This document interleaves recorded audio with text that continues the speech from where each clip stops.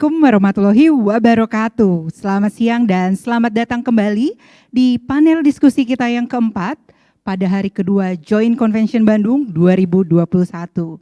Walaupun sekarang kita akan melaksanakan panel diskusi yang keempat, di mana ini merupakan panel diskusi yang terakhir pada hari kedua ini, namun kami harapkan semangat Bapak Ibu tetap ya. Oleh karenanya saya minta tepuk tangannya dulu dong, biar lebih semangat lagi pada sore hari ini. Iya, terima kasih. Untuk panel diskusi kita yang keempat pada siang hari ini akan mengangkat topik mengenai expanding use of non-fossil fuel energy source for sustainable development. Kali ini kita menghadirkan panelis yang sangat luar biasa dan akan dimoderatori oleh Bapak Ali Mundakir. Sebelum diskusi dimulai, izinkan saya untuk menyampaikan terlebih dahulu sedikit biodata dari beliau. Bapak Ali Mundakir merupakan Direktur Utama dari PT Elnusa Tbk. Beliau menempuh pendidikan sarjana di Mechanical Engineering Universitas Brawijaya pada tahun 1991, kemudian melanjutkan graduate diploma Energi Teknologi di Geothermal Institute tahun 1997, dan pendidikan terakhir beliau adalah master di Mechanical Engineering di University of Auckland pada tahun 2001. Beliau memulai karirnya sebagai reservoir engineer, drilling engineer, production engineer di Pertamina tahun 1993 hingga 2001. Kemudian beliau meneruskan sebagai Assistant to Secretary of Board Office PT Pertamina di tahun 2001 hingga 2008. Selanjutnya beliau sebagai Relation Manager and Corporate Administration di PT Pertamina Hulu Energi di tahun 2008 hingga 2011 dan melanjutkan sebagai Corporate Secretary dari PT Pertamina Drilling Services Indonesia di tahun 2011 hingga 2012 dan melanjutkan sebagai VP Corporate Communication dari PT Pertamina di tahun 2012 hingga 2015 dan selanjutnya sebagai Director of Operation PT Pertamina Geothermal Energi hingga tahun 2018 dan akhirnya beliau sebagai Presiden Direktur PT Pertamina Geothermal Energi hingga Juli 2020. Dan saat ini sudah hadir bersama kita moderator dan dua panelis. Untuk sesi kali ini, panelis yang sudah hadir adalah Bapak Riki Ibrahim selaku Presiden Direktur Geodipa Energi dan Bapak Fadli Rahman selaku Director of Strategic Planning and Business Development PT Pertamina Power Indonesia. Dan selanjutnya akan menyusul panelis kita yang ketiga, nanti pada pukul 3 ada Bapak Dadan Kusdiana selaku Direktur Jenderal EBTKE. Dan langsung saja kita sapa. Selamat siang Bapak Ali Mundakir, Bapak Riki, dan Bapak Fadli. Selamat siang. Selamat siang. Assalamualaikum. Waalaikumsalam. Selamat siang Bapak, selamat bergabung di diskusi panel kita yang keempat pada siang hari ini. Dan Bapak Ibu dan rekan-rekan sekalian, inilah panel diskusi keempat kepada Bapak Ali Mundakir. Stage is yours. Terima kasih Mbak MC dan saya ucapkan Assalamualaikum warahmatullahi wabarakatuh. Selamat siang dan salam sejahtera buat kita semuanya. Sebelumnya saya mohon maaf ini background saya tidak bisa ada kendala untuk dirubah ke GCB. Namun demikian mudah-mudahan tidak mengurangi ya terkait dengan panel diskusi kita pada sore hari ini. Dan seluruh peserta GCB ya, dan tadi kalau pagi Pak Aye meminta kita membayangkan berada di Bandung, maka tugas saya pada sore hari ini lebih berat lagi karena sesi siang ya dan suasana di Kota Bandung yang sejuk gitu ya. Mudah-mudahan kesejukan ini tetap membawa kita untuk tetap bersemangat karena topik yang akan kita bahas pada sore hari ini sangat menarik. Dan ada di lingkungan conference yang membahas soal migas, tapi terselip satu topik yang sangat menarik saat ini. yaitu expand use of non-fossil fuel energy source for sustainable development. Dan kalau kita membahas topik ini, maka kita beruntung ya mendapatkan 3 panelis yang luar biasa sore hari ini, karena ada dari sisi pemerintah, ada dari sisi pelaku industri, yaitu Pertamina, dan juga pelaku industri di spesialis geothermal. Ini ada Pak Riki dari Geodipa. Nah, para peserta GCB yang saya hormati, tentu saja sebelum membahas topik ini, kita ingat ya, tahun lalu energi migas sempat mengalami masa yang kita bilang bisa mengkhawatirkan, karena perdagangan berjangka ya pada saat itu sampai menyentuh harga yang negatif, sehingga orang-orang bertanya, apakah ini karena pandemi sehingga demand turun dan produksi berlimpah sehingga harga menjadi negatif. Namun demikian, beberapa perusahaan multinasional juga mengumumkan ya akan segera atau memangkas investasi mereka di sektor migas dan mulai bergerak ke arah green energy. Tapi kenyataannya ya di pertengahan tahun ini harga komoditi migas mulai kembali merangkak naik ya sampai pada level $70 per barrel. Nah, ini fenomena apa?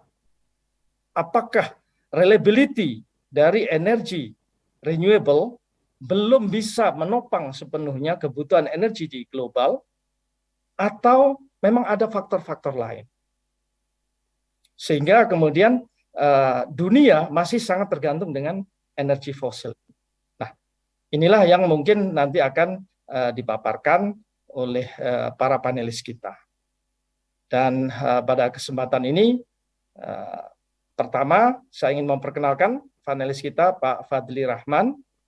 Beliau ini menempuh pendidikan di Teknik Perminyakan ITB, ya, kemudian melanjutkan master sampai dengan PhD di CSM, ya, Colorado School of Mines, United States, dan beliau juga ini cukup komplit nih ya pengalaman, mulai dari engineer, kemudian advisor, ya, di consultant.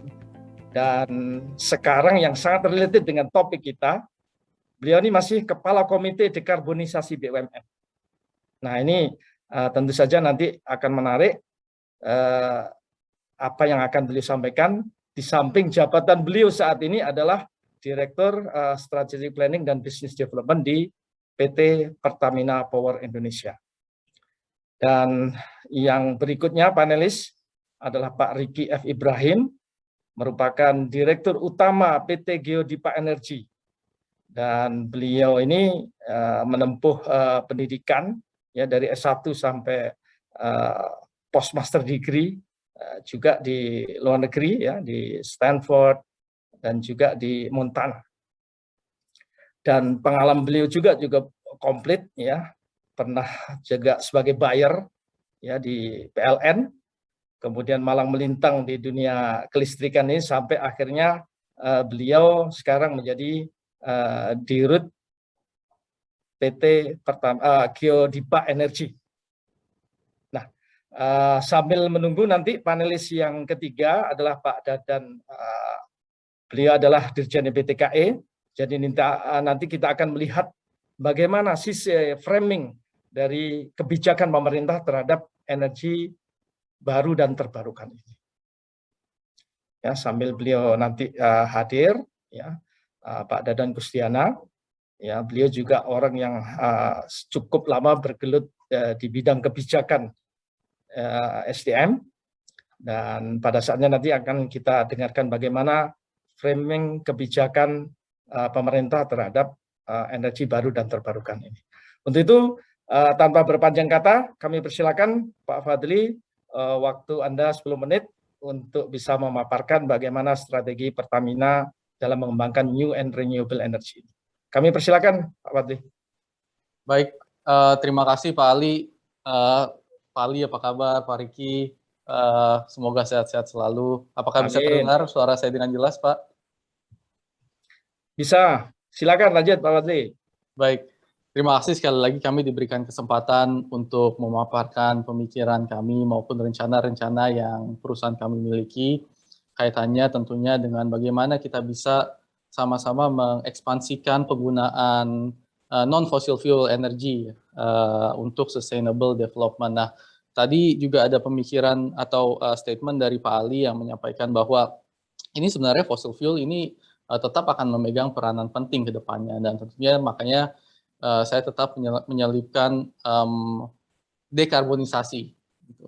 Dan bagaimana caranya energi transisi dan dekarbonisasi ini bisa go hand in hand gitu ya, untuk mensupport sustainable development tidak hanya Indonesia tetapi dunia gitu. Nah, rekan-rekan sekalian, saya ingin memulai dari alasan kenapa sebetulnya pemikiran atau konsep di sektor energi itu berubah. Memang di tahun sekitar 1970-an, Presiden Amerika saat itu Jimmy Carter menyebutkan bahwa perlu adanya transisi energi. Nah, sejak saat itu transisi energi merupakan kata-kata yang memang sering digunakan secara luas, tetapi baru betul-betul sangat diimplementasikan itu di awal tahun 2000-an, di mana saat itu dunia sudah mulai concern akan peningkatan suhu global yang saat itu sudah mencapai 0,5 derajat Celcius. Nah, ini saintis menyatakan bahwa jika ini sudah meningkat di atas 1,5 derajat Celcius, maka sudah akan banyak kondisi-kondisi cuaca yang ekstrim yang akan terjadi, dan mungkin akan jauh lebih bahaya lagi jika akan di atas 2 derajat Celcius. Nah, saat ini memang peningkatannya sudah mencapai 0,75 sampai 0,79 derajat Celcius. Gitu. Tapi saat itu, saat masih 0,5, sudah mulai ada concern dan perubahan pemikiran bahwa kita betul-betul harus mentransisikan penggunaan energi kita. Dari yang memang quote-unquote berdampak kepada lingkungan menjadi lebih suportif kepada lingkungan itu sendiri. Sehingga dulunya kalau memang kita berbicara tentang energi itu hanya kaitannya dengan availability, accessibility, dan affordability. Artinya dari security-nya, dari availability-nya, dan dari keekonomiannya itu masuk. Gitu. Nah, tetapi mulai berubah, ada tambahan satu lagi terkait acceptability, atau yang bisa diterima juga gitu dari sisi masyarakat maupun sektor energi itu sendiri. Jadi konsep dari atau landscape mindset pemikiran di sisi sektor energi itu berubah secara drastis di tahun 2000-an. Nah, itu yang memunculkan kenapa perubahan ke arah renewable itu semakin meningkat. Nah, rekan-rekan di sini bisa melihat di grafik sebelah kiri. Di grafik sebelah kiri ini memperlihatkan bahwa investasi global di energi transisi itu meningkat secara signifikan dalam 20 tahun terakhir. Dalam 15 tahun terakhir itu meningkat 8 kali lipat. Gitu. Di mana rata-rata investasi di oil and gas itu satu tahunnya adalah sekitar 350 sampai 400 billion US dollar. Sementara tahun lalu 2020 adalah pertama kalinya dalam sejarah investasi oil and gas itu dilewati oleh investasi di energi transisi. Jadi ini menggambarkan bahwa paradigma ke arah energi transisi ini memang sudah betul-betul terrealisasi secara nyata. Ditambah lagi 130 lebih negara menyatakan bahwa mereka akan mempledge untuk net zero emission di tahun 2050 atau 60 atau 2070, yang artinya peningkatan emisi yang mereka capai itu akan dikurangi secara equal sehingga net zero. Gitu. Nah, ini yang menjadikan dasar bahwa ke depannya renewable ini, skema energi ini akan bertransisi dan renewable akan take over natural gas dan coal sebelum akan men-take over petroleum. Nah, rekan-rekan yang saya hormati, sebetulnya energi transisi ini bukanlah suatu hal yang baru di peradaban manusia. Di tahun 1880-an, peradaban manusia sudah mengalami transisi energi yang pertama, dari biomass ke coal. 1930-an, kita sudah mengalami transisi energi yang kedua dari coal ke oil and gas. Nah, ini adalah transisi energi kita yang ketiga. Sehingga sebetulnya ini bukan hal yang asing untuk kita. Tetapi memang kita melihatnya bahwa ini suatu yang memang sangat signifikan. Tetapi kembali lagi, orang akan bertanya, apakah memang ini suatu yang nyata? Mungkin ini karena masalah koneksi, slide saya tidak berubah. Tapi intinya yang ingin saya sampaikan adalah salah satu data point lagi, selain nilai investasi yang memang meningkat, ada juga data point terkait dari hasil investasi tersebut, unit cost untuk solar PV, untuk onshore wind, dan untuk renewable energy lainnya sudah menurun secara drastis. Bahkan kita bisa melihat dari tahun 2010 ke 2020, penurunan di solar PV itu sudah menurun secara signifikan sebesar 80%, 90%. Artinya memang investasi di bidang renewable ini sudah terjadi secara signifikan dan sudah menampakkan hasil yang nyata. Nah, kalau kita bergerak lagi ke arah apakah perusahaan-perusahaan global itu mengimplementasikan renewable transisi ini? Nah, kita bisa lihat sebetulnya. Nanti akan ada mappingnya saya show bahwa perusahaan major oil and gas companies, ya, international oil and gas companies itu memang sudah bergerak ke arah renewable, dan saya rasa ini bukan hal yang asing buat rekan-rekan semua. Perusahaan-perusahaan seperti Ørsted sudah berubah dari awalnya memang Danish oil and gas companies menjadi wind producers, gitu ya. Perusahaan seperti Total Energies dan BP yang memang lebih terbuka akan hal-hal seperti renewables maupun transisi energi sudah melakukan perubahan itu 5-8 tahun terakhir. Nah, yang sangat menarik adalah perusahaan seperti Exxon dan Chevron yang kita tahu bahwa mereka memang betul-betul aliran oil and gas yang sangat cukup kuat. Nah, ini ternyata portfolionya itu ke arah renewable itu sudah ada. At least dari sisi Exxon dan dari sisi Chevron. Tambahan lainnya adalah bahwa mereka sebetulnya sudah mengalami tingkat maturity yang tinggi di sisi teknologi untuk dekarbonisasi atau penurunan karbon. Karena sekali lagi kembali ke poinnya Pak Ali tadi, bahwa fossil fuel ini walaupun kita mengekspansikan non-fossil fuel energi untuk sustainable development kita, tetapi untuk sustainable development fossil fuel ini juga tetap diperlukan. Tetapi sekali lagi, kembali ke poin saya di awal, bahwa ada satu faktor terkait acceptability. Nah, hal yang bisa membuat masyarakat dunia mengaccept fossil fuel adalah tentunya dengan teknologi carbon capture dan storage. Carbon capture, utilization, dan storage. Nah, ini yang kedepannya akan berjalan beriringan bersama-sama dengan energi transisi yang memang dilakukan oleh kita semua. Lalu pertanyaannya, Indonesia itu bergerak seperti apa? Indonesia dalam kaitannya dengan sustainable development ini sudah menyatakan bahwa kita berkomitmen untuk menurunkan emisi sebesar 29-41% di tahun 2030, di mana 30%-nya dari penurunan itu dikontribusikan oleh sektor energi. Nah, ini tentunya suatu hal yang sangat signifikan dan cukup ambisius, tetapi tentunya dengan bantuan dari rekan-rekan maupun seluruh stakeholders terkait, kita bersama-sama bisa mewujudkan penurunan emisi ini.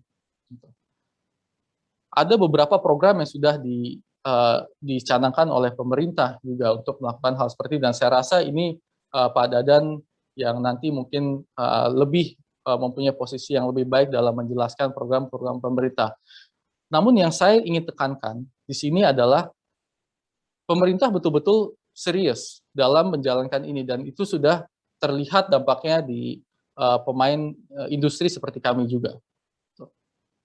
Di mana kita melihat bahwa dari rencana energi yang terakhir yang dikembangkan dan diterbitkan oleh pemerintah, ada peningkatan yang sangat signifikan di new renewable energy, di mana kontribusi dari new renewable energy tahun 2030 dan 2050 itu akan meningkat melebihi 25%. Tentunya dengan peningkatan 4 kali lipat dari supply energi yang memang diproyeksikan.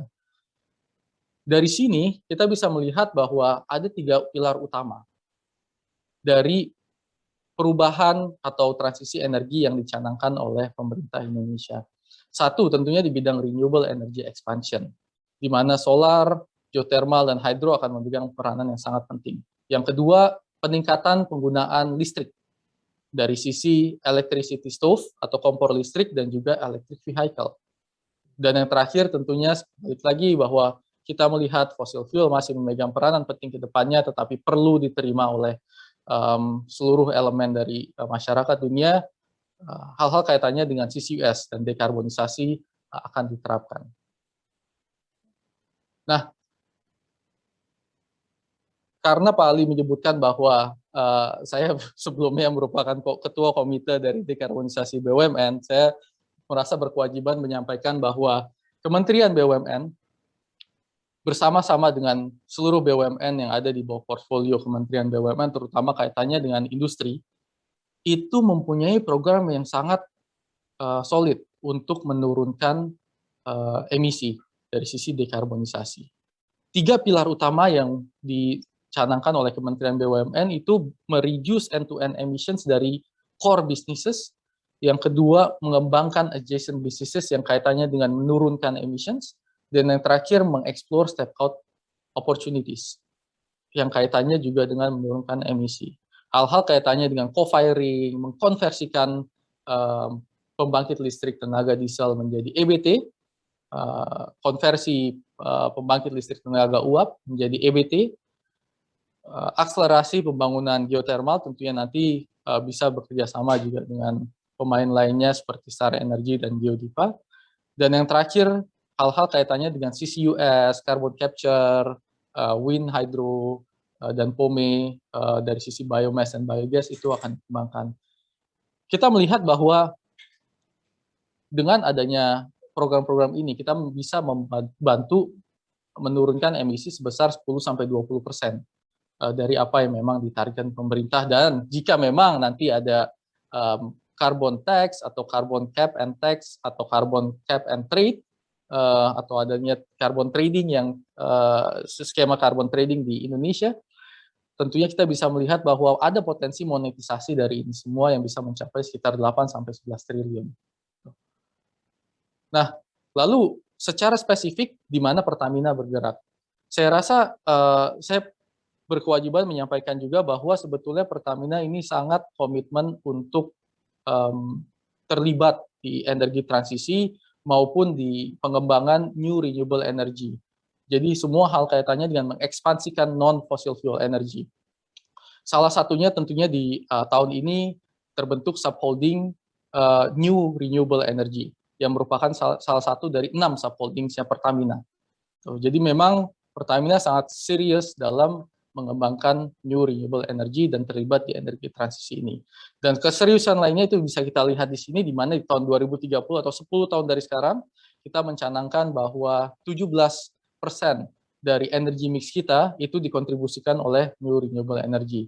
Dan salah komitmen lainnya tentunya dari sisi pendanaan, di mana kita berkomitmen mengeluarkan 9% dari total CAPEX kita di renewable energy atau low carbon solutions.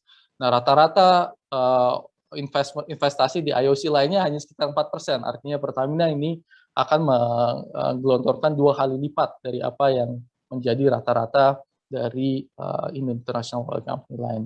Beberapa hal secara spesifik tentunya kaitannya dengan geothermal, blue and green hydrogen, EV battery, dan energy storage system, di mana kita sekarang memiliki kendaraan khusus yang bernama IBC, dan juga gasifikasi, green refinery, bioenergy, circular carbon economy, maupun hal-hal kaitannya dengan new renewable energy dari sisi sekali lagi hydropower, biomass, biogas, wind and tidal, dan lain sebagainya, dan tentunya solar. Jadi saya rasa itu dari saya, Pak Ali, yang bisa saya sampaikan untuk saat ini. Saya sangat sekali lagi mengapresiasi kesempatan yang diberikan kepada kami dan terbuka untuk diskusi ke depannya. Terima kasih.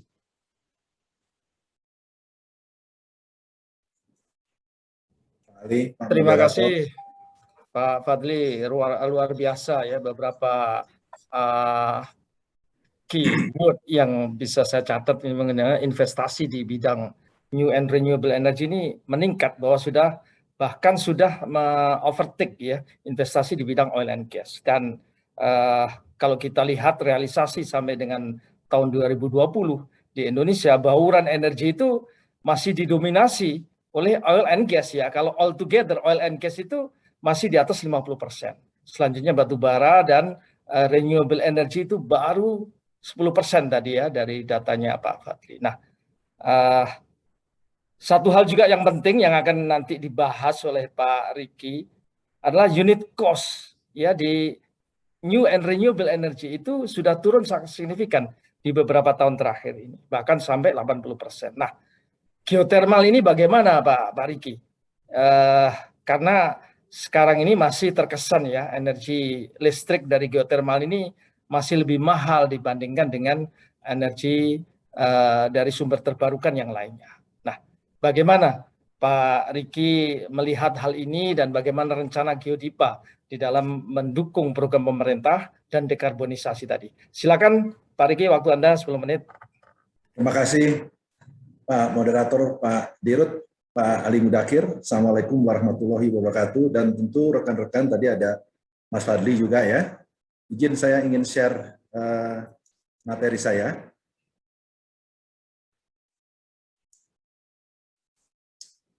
Apa yang tadi disampaikan Fadli sangat betul sekali. Saat ini Indonesia tentu harus segera ya memikirkan bagaimana kelanjutan dari ketahanan energi nasional dan kemandirian energi nasional. Saya ingin coba untuk melengkapi apa yang disampaikan tadi sebelumnya ya. Saya melihat dari apa yang ada di rencana pemerintah melalui RUKN, ternyata pemerintah sendiri juga ya waktu itu pada tahun 2000, kalau nggak salah ini tahun 2007 Pak ya, sudah memikirkan target-target ke depan, antara lain komitmen di 2025 ya 23% ya masuknya. Dunia saat ini itu energi terbarukan range juga masih 10%. Sama seperti di Indonesia. Saya melihat ikut juga dalam paparan-paparan IRENA ya, maupun paparan-paparan dunia lainnya khusus energi terbarukan. Kita mengharapkan di tahun 2050 ya, energi terbarukan akan bersanding dengan energi fosil.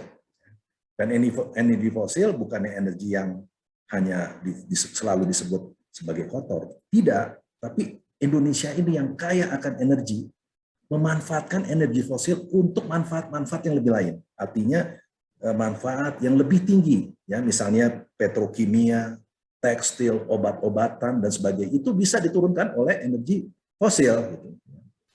Next, dalam visi 2045, rekan-rekan semua, ini penting sekali ya.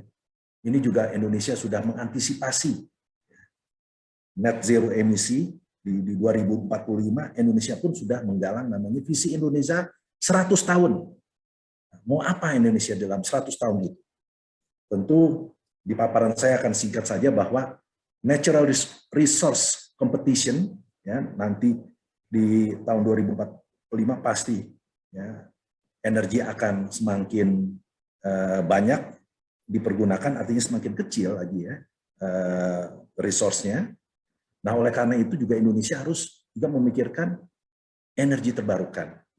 Resource yang betul-betul natural resource yang akrab, yang penuh dengan tanda kutip tadi, akrab dengan lingkungan dan climate change. Ya. Tadi sudah sampaikan bagaimana ya peran dari dunia, dan ini semua juga sudah di-describe di Bappenas. Indonesia menuju 2045. Dan itu pun juga kita semua dukung di masyarakat geothermal. Pada tahun 2025 Indonesia harus mendapatkan gelar Indonesian Geothermal Center of Excellence. Gitu. Mari kita canangkan ya visi itu sendiri. Tadi sudah sampaikan kan, karena mau nggak mau harga fosil akan terus meningkat. Ya, kalau tidak kita upayakan energi lain, ini Indonesia ini kaya raya akan energi. Coba lihat negara-negara tetangga yang tidak punya energi di Singapura. Pasti dia akan pusing bagaimana memikirkan ketahanan energi nasional. Di tahun 2060, Indonesia komit dengan era yang namanya era net zero emisi. Tentu pada saat itu peradaban akan berubah. Bisa dibayangkan kita tidak tergantung, ya, walaupun boleh katakan tidak 100%, ya, tapi saya bisa menggambarkan bahwa manusia di dunia ini akan concern terhadap energi-energi yang ramah lingkungan. Dan pada saat itu pun juga peradaban manusia sudah berubah, ya, penggunaan teknologi yang sangat akrab dengan lingkungan. Rekan-rekan coba lihat di tahun 2060, ya, kita bisa bayangkan bagaimana apakah Indonesia bisa mencapai 10 gigawatt. Ya. Potensi kita 23 gigawatt, dan analisa dari EDTKI dalam penerapan potensi menjadi cadangan diperkirakan sekitar 18 gigawatt. Nah, ini kita 10 aja sudah luar biasa ini. Mudah-mudahan itu bisa tercapai. Next-nya juga saya akan sampaikan bahwa ini kondisi saat ini, ya, yang boleh katakan tantangan kita semua, bagaimana kontribusi panas bumi yang 23 gigawatt tadi, yang saat ini cuma 2,1 gigawatt, yang masih ada lagi PR kita di 8 gigawatt, ternyata masih meninggalkan banyak PR. Ya, banyak PR, entah bagaimana ini harus diselesaikan, ya, kalau bukan dari kita semua, ya, PLN, PGE atau Pertamina, sekalipun BUMN yang namanya PT Geodipa Energi Persero, untuk memikirkan dan juga membangun suatu sektor swasta, ya, agar penerapan, ya, yang saya di sini, di angka saya di sini ini cukup besar, ya, saat ini masih 1.700 yang tidak bisa dilakukan, swastanya tidak bisa melakukan apa-apa. Dan mudah-mudahan ditambah lagi dengan peluang yang 2.840, ini bisa tercapai. Ini tantangan besar, tapi inilah kondisi where we are now. Nah, dari gambar lain yang saya ingin juga paparkan tadi, kebetulan ada Pertamina Power Indonesia tadi, ya, sudah mempunyai bisnis plan yang begitu lengkap. Salah satu sumber yang bisa dimanfaatkan untuk menghadapi transisi energi menuju ke net zero emisi adalah batu baterai atau storage. Nah, terbukti bahwa di dalam kajian-kajian internasional membuktikan bahwa brine yang ada di panas bumi ini menghasilkan litium yang sangat tinggi dan ekstraksinya tidak sulit. Nah, ini salah satu potensi karunia dari Allah, ya, dari Tuhan semua. Bagaimana kita menggunakan, ya, teknologi lagi mengekstrak menjadikan satu storage. Kami Dieng memiliki litium, kadar litium tertinggi di Indonesia, yaitu sampai 86 mg per liternya. Ya. Dan ini mudah-mudahan juga bisa menjadi peluang untuk pemerintah, untuk bangsa ini. Ya, kami juga sudah mendorong baik di Laboratorium Kudus, Universitas Yohanes Surya, juga LIPI, UGM, ya, kami bekerja sama dengan beberapa instansi agar betul-betul ini nanti litium tidak hanya kita impor terus, litium ini ada di Indonesia dan pabriknya ada di Indonesia, mudah-mudahan dekat dengan Dieng, ya. Lalu teknologinya juga mudah-mudahan mungkin tidak 100%, tapi dominasi oleh teknologi Indonesia. Peran dari pemerintah, ya, saya melihat pemerintah banyak sekali sudah memberikan fiskal atau bantuan-bantuan insentif kepada sektor panas bumi. Ya, kalau untuk hal-hal yang berhubungan dengan fiskal tool tadi, ya, yang saya pikir boleh katakan hampir mirip dengan dukungan kepada sektor migas. Ditambah lagi saat ini melalui government drilling. Ini pun juga salah satu fiskal untuk menurunkan risiko-risiko yang ada. Kalau tax holiday maupun tax allowance, bahkan pemanjangan dari operasi yang 30 tahun menjadi 50 tahun, itu pun juga dibuka peluang, ya, namun hanya diberikan kepada pengembang-pengembang yang memiliki 5C tadi, yang serius, yang betul-betul terbukti melakukan pembangunan di unit satunya.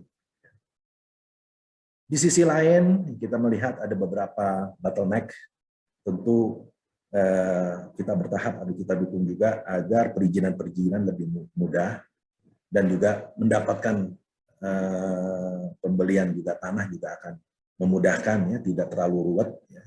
Itu satu tantangan kita juga ke depan, ya, karena kita across dari kementerian. Untuk fiskal tadi, ya, support dari pemerintah antara lain, ya, saya ingin memaparkan bagaimana pemerintah saat ini fokus membuka eksplorasi di tanah pemerintah dan memberikan insentif tidak hanya melalui government drilling, begitu pula juga mendorong swasta yang dapat menggunakan fasilitas ini. World Bank sudah mendeklar, ya, untuk memberikan kurang lebih sebesar 655 miliar apabila lengkap semua persyaratan-persyaratan oleh sektor swasta tadi yang memenuhi 5C. Dan di samping itu pun juga sambil jalan, ya, tentu fasilitas-fasilitas apa yang akan bisa lagi mendorong segera terjadinya eksponensial pengembangan panas bumi terus dilakukan oleh pemerintah. Di depan mata kita saat ini kami diberi penugasan khusus untuk pengeboran Waisano, Jailolo, Nage, dan Bituan. Dan ini sebagai pilot project baru hibah diberikan oleh World Bank. Ya, dengan contoh ini, dunia saat ini sedang melotot nih, bagaimana bisa nggak Indonesia menyelesaikan pekerjaan rumah ini. Ini selesai, tentu akan lebih memudahkan lagi untuk pendanaan, ya, dan dengan baik melalui dari pemerintah maupun juga sektor swasta. Yang terakhir, saya ingin katakan, siapa Geodipa? Rekan-rekan semua, ya, Geodipa ini adalah BUMN yang fokus khusus kepada panas bumi. Kami bukan satu sektor yang berkompetisi dengan swasta. Justru kami ini mendorong agar terwujudnya swasta dengan mengurangi de-risking apa yang terjadi di dalam pengusahaan. Tadi moderator menyampaikan harganya mahal di awal. Sebenarnya bukan mahal, ya. Saya melihat ini bagaimana perusahaan bisa mengelola di awal tadi. Ya, contohnya kami di Yang Patuha kami lakukan pengeboran sebanyak 22 sumur. Ya, ini cukup besar biayanya.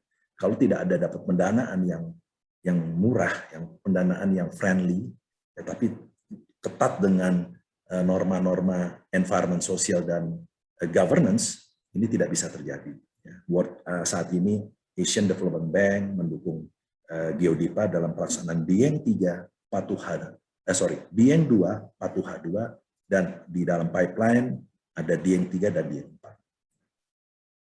Tidak hanya sebagai BUMN, kembali lagi kami hanya melaksanakan penugasan, karena lapangan Dieng Patuha ini dulu bukan adanya Geodipa.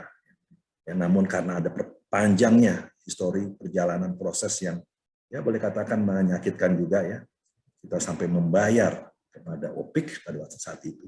Namun kita tidak boleh putus asa, kita tidak boleh lelah untuk memikirkan untuk negeri. Marilah kita melihat Indonesia ke depan, menjadikan Indonesian Geothermal Center of Excellence, ya, dan kita cari, ya, dengan cara berpikir kreatif, ya, bangun inovasi baru, apa yang kira-kira bisa membantu swasta. Ya, tentu Geodipa bukan sebagai ke depan ini kompetisi, lalu dengan Pertamina dan sebagainya. Kita melakukan penugasan, setelah itu mungkin kita serahkan kepada pemerintah. Ya, dan Geodipa banyak sekali ada orang-orang profesional, ya, orang-orang baru profesional tentu juga siap, ya, membantu penugasan atau menjalankan skim baru yang dilakukan oleh pemerintah. Sebagai special mission vehicle di Kementerian Keuangan, tentu, ya, Geodipa, ya, tidak boleh seperti saya katakan sama dengan BUMN lain. Kita harus melakukan ini efisien, yaitu melaksanakan de-risking. Bagaimana yang tidak bisa harus bisa terjadi. Ya, karena masalah pendanaan, ya, Kita lihat aja di surat kabar di media, wah pendanaan sudah banyak. Ternyata tidak banyak pendanaan. Di mana? Ya. Siapa yang menanggung? Ya, Presiden kita mengatakan, siapa yang menanggung? Kalau dengan masuknya energi terbarukan, harga listrik naik, siapa yang menanggung? Begitu juga dengan investasi yang besar, siapa yang menanggung? Apakah pemerintah? Ini menjadi PR kita bersama. Ya, tidak boleh masyarakat dirugikan dengan naiknya harga dan sebagainya. Begitupun juga dengan investasi merugikan program-program pemerintah lain dalam infrastruktur maupun pendidikan dan ekonomi.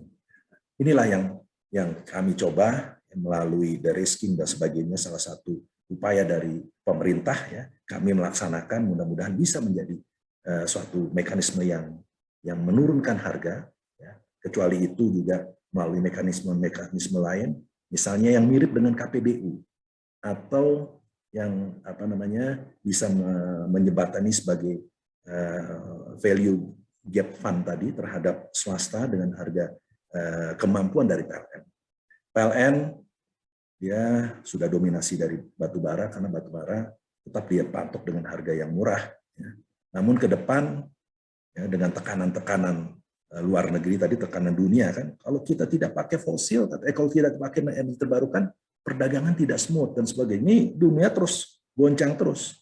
Nah, namun Indonesia yang kaya raya dengan sumber daya alam, kita tidak boleh malah untuk berpikir positif, berpikir kreatif, dan membangun inovasi. Apa yang harus dilakukan oleh anak cucu kita ke depan?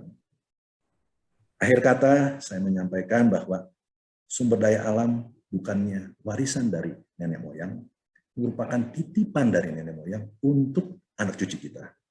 Demikian, Pak Moderator yang saya hormati, Pak Dirut. Wassalamualaikum warahmatullahi wabarakatuh. Waalaikumsalam warahmatullahi wabarakatuh. Luar biasa Pak Riki. Terima kasih atas presentasinya yang luar biasa, dan beberapa poin bisa kita ambil ya, bahwa ya dari potensi geotermal yang juga dikemukakan oleh Bapak Presiden yang viral dalam minggu ini, ya 24.000 megawatt yang disebut oleh Bapak Presiden. Kalau Pak Riki tadi 10.000 saja sudah bisa terrealisir di Indonesia, itu akan sangat luar biasa. Dan untuk pengetahuan para peserta GCB, bahwa saat ini sekitar 2.170 mungkin ya install capacity geothermal di Indonesia. Nah, tentu saja ini tantangan ya, dan pemerintah melalui kebijakan fiskal maupun non fiskal juga sudah membantu agar harga listrik dari geothermal ini bisa turun ya, dan beberapa hal side product tadi juga harus bisa membantu keekonomian dari proyek geothermal. Nah, kita juga Pak Dadan sudah bergabung dengan kita. Nah, kita akan melihat dari sisi Pak Dadan ini dengan capaian ya Pak Dadan, capaian bauran energi ya, catatan yang ada data itu sampai pertengahan tahun 2020 baru 11% Pak Dadan.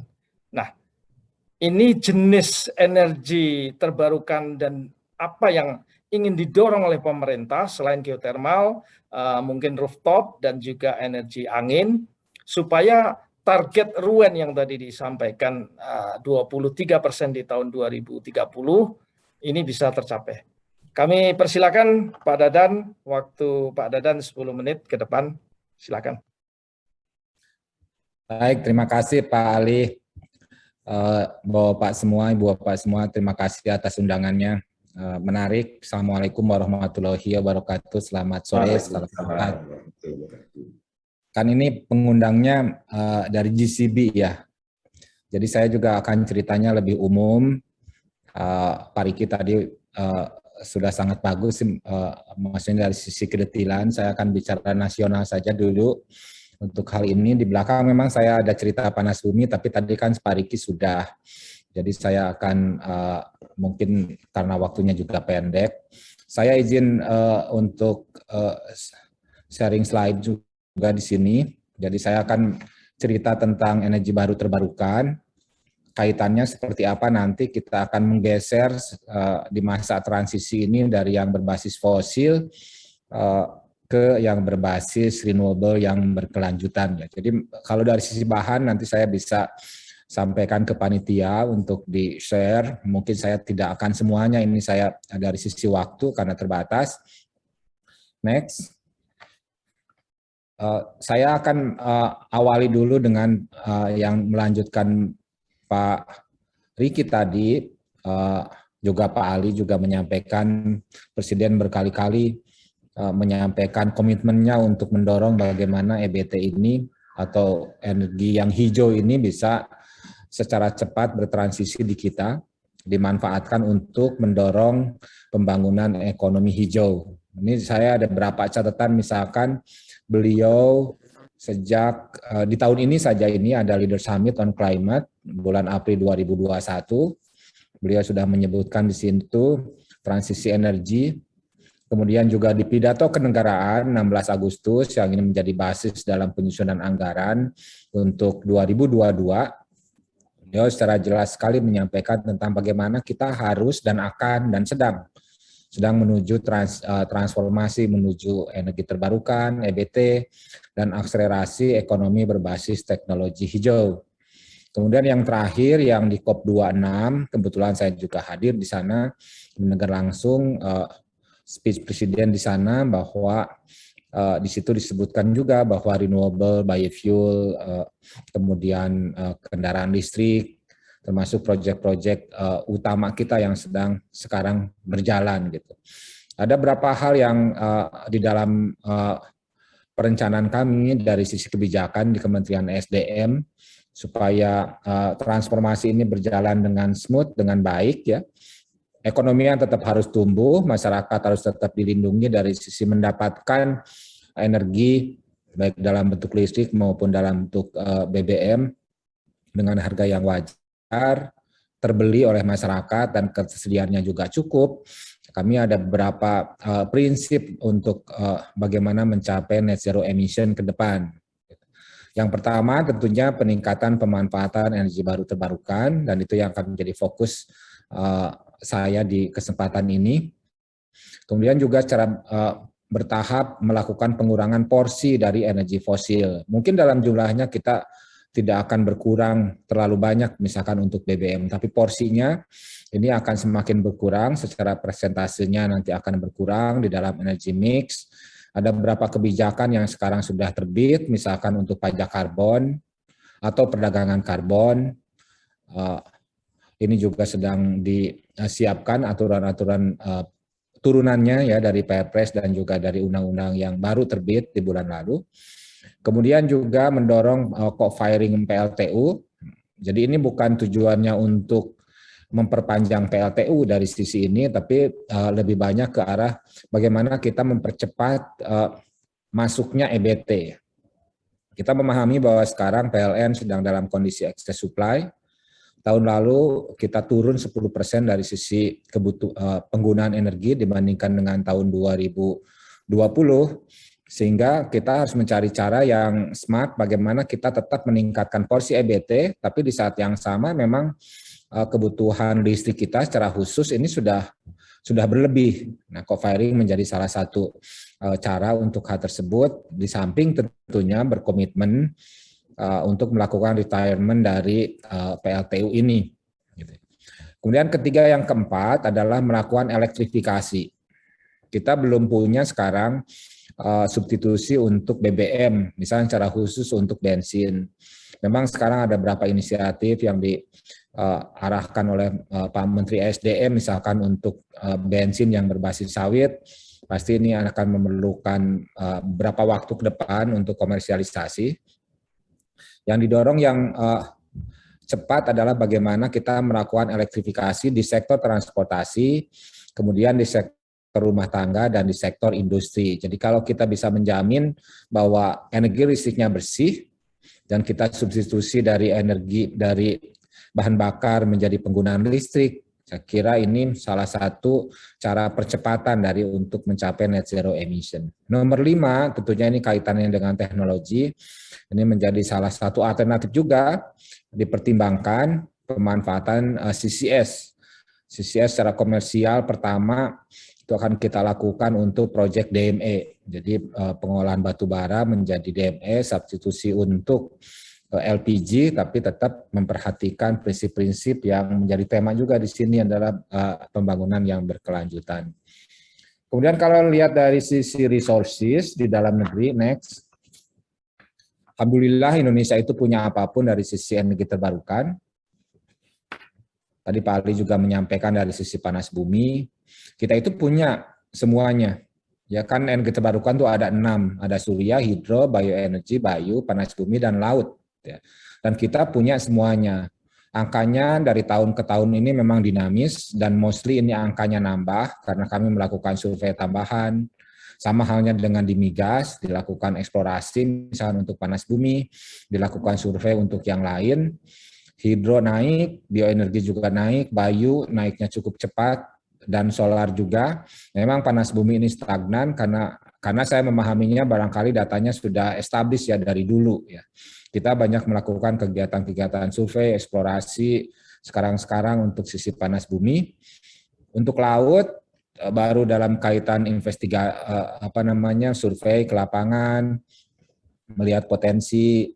Sekarang kami sedang menyusun pra-FS, ada berapa juga stakeholder yang sudah menunjukkan inisiatif ya untuk mengelola energi laut yang setelah kita makin sering survei, makin sering ke lapangan bahwa kita punya semuanya. Dan selain punya semuanya, kita punyanya ini tersebar ya.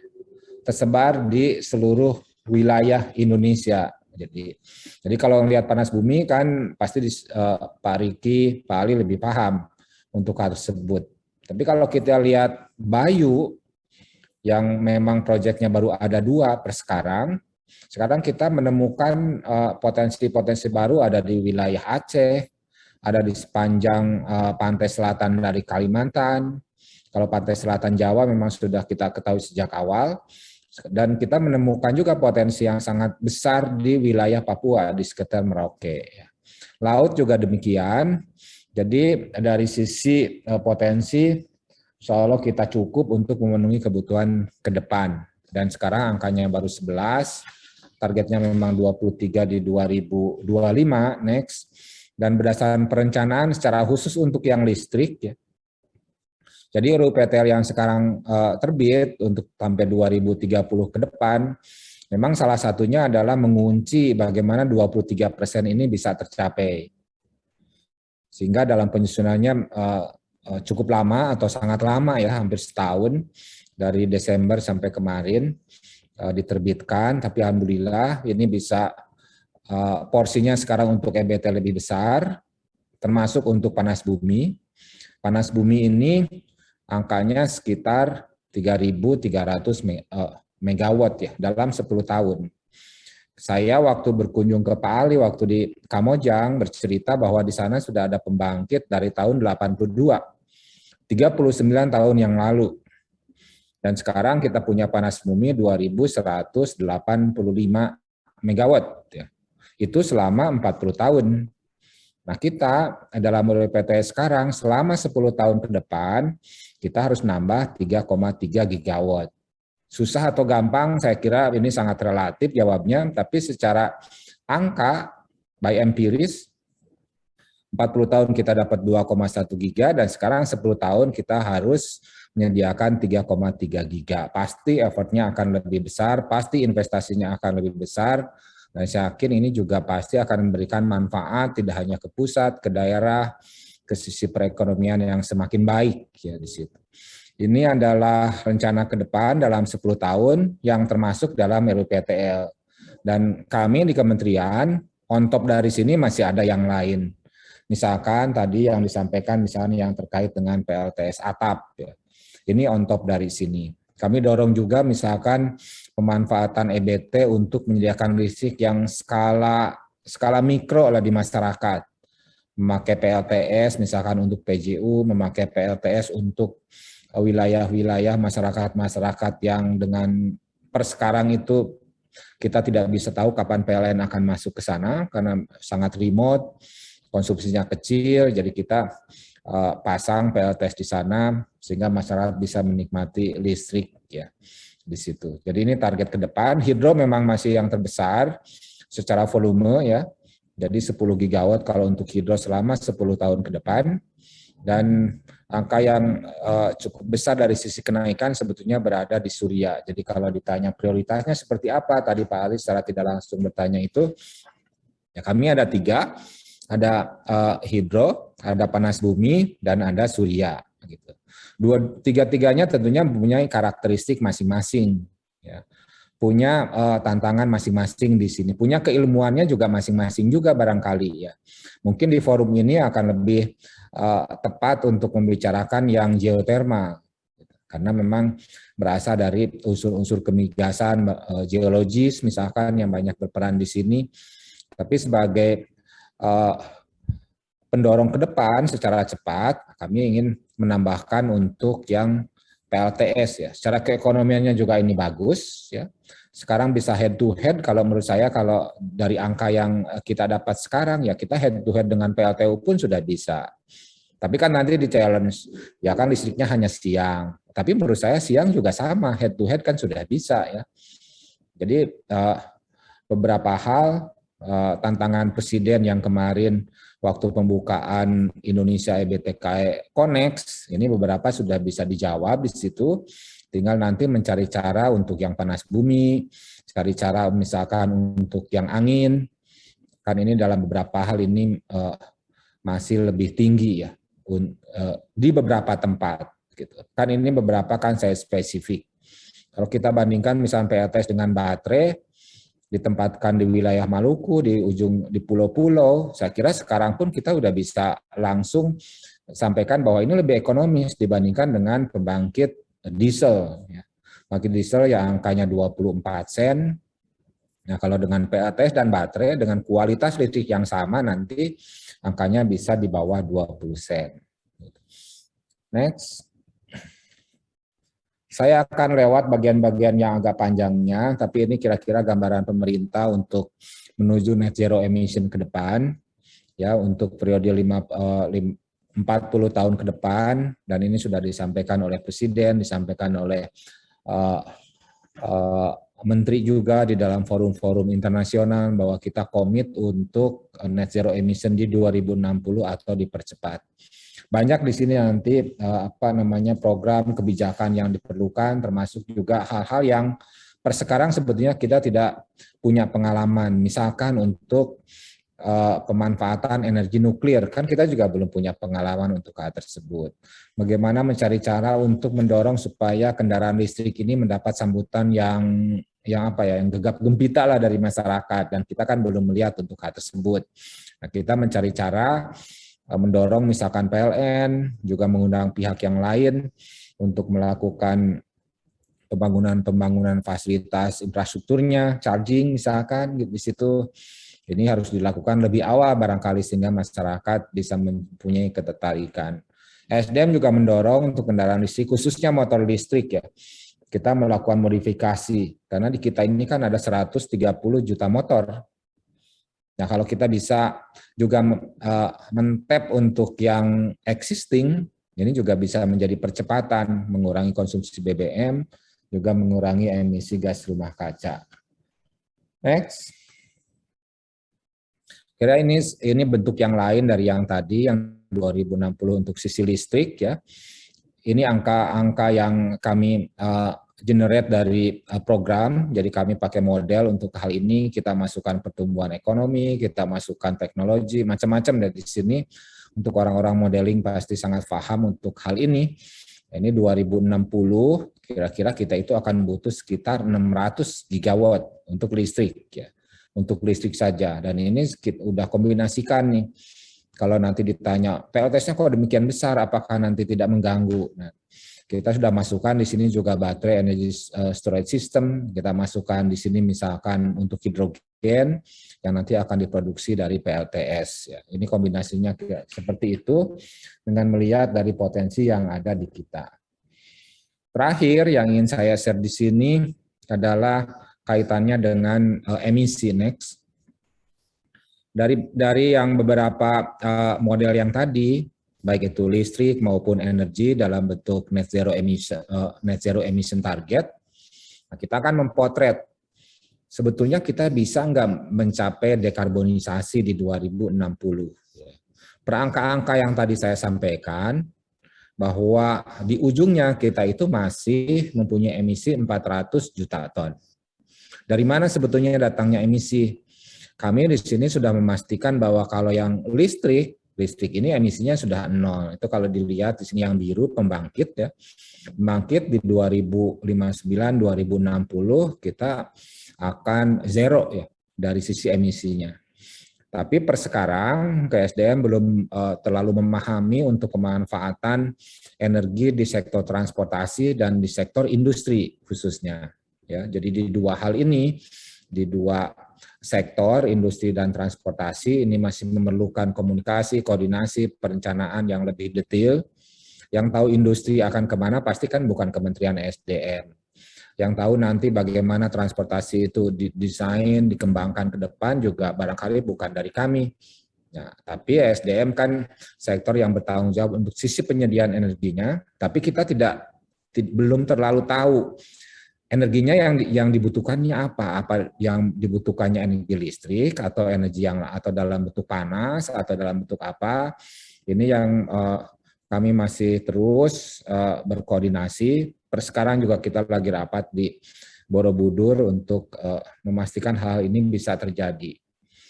Tapi by default memang di 2060 kita sudah berkomitmen untuk net zero emission.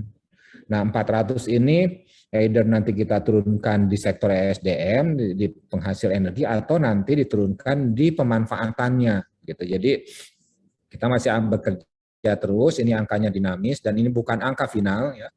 Angka final sehingga nanti akan keluar nanti yang digabungkan antara sektor SDM dan sektor yang lain, dan di ujungnya kita nanti akan melihat bahwa angkanya itu nol di situ, net zero emission. Mungkin kita tidak bisa nol, tapi harus ada yang menyerap. Kita misalkan transportasi masih mengeluarkan emisi atau industri, ya nanti harus ada pasangannya di yang lain bahwa ini yang akan menyerap dari emisi tersebut. Gitu. Itu yang sekarang perdagangan karbon, pajak karbon, kemudian beberapa mekanisme yang ada di dalam Perpres tentang nilai ekonomi karbon, saya kira ini akan lebih mempercepat. Dan itu juga nanti akan menambah bukan kalau revenue kan bahasanya terlalu langsung ya, tapi keekonomian dari pembangkit-pembangkit energi terbarukan. Karena nanti kita akan terbantu dari pendapatan dari sisi yang lain, yang sebetulnya dulu pun sudah ada, CDM misalkan. Sekarang secara khusus untuk Indonesia, kita sekarang sedang menyusun perdagangan karbon, cap and trade, dan tax nanti di ujungnya gitu ya, kalau tidak bisa terpenuhi dari perdagangan karbon. Saya akan berhenti di sini Pak Ali, sebagai sharing umum di sore ini.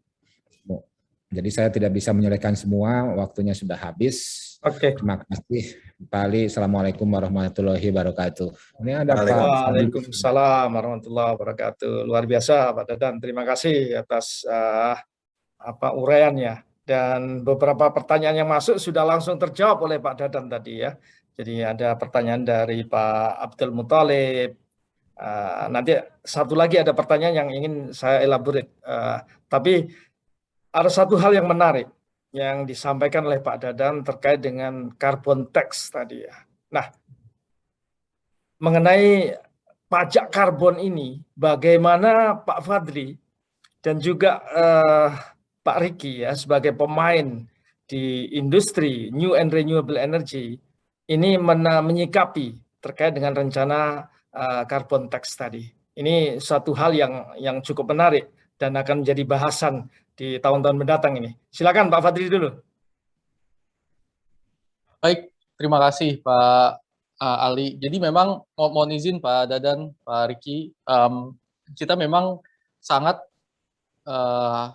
mengapresiasi sekali lagi dan juga tentunya menyiapkan diri untuk jika memang nanti ke depannya ada carbon trading gitu ya Pak ya.